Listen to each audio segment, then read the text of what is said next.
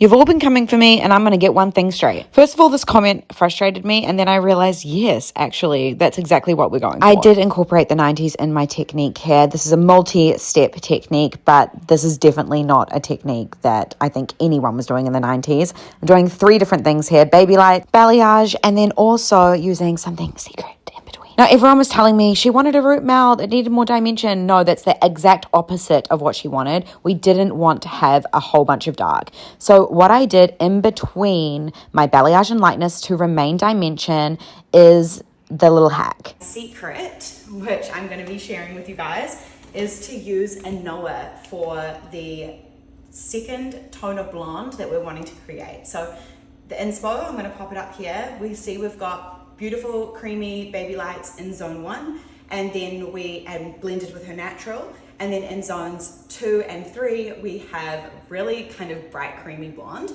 but then a beautiful honey level 8, some parts level 7 lifted kind of caramel blonde. And that is going to be created with INOA, and I'm going to be using that with 30 volume. The reason that I'm doing that is because I really want to lift the hair as much as possible, but it's going to deposit the pigment at the same time. So I'm using half 10.1 and half 912, which is a combination of primary ash reflex with a little bit of secondary of violet as we're pushing into the level 8s and above. This is going to go on level 4, level 5 here. So am I expecting a level 10? No, but I'm using a level 10 to give me the max impact as possible. If you came to my immersion show in Canada, this is the base break, but on a darker base, trying to achieve this beautiful caramel dimensional blonde. I'm losing my words now, so I'm just gonna mix the fuck up.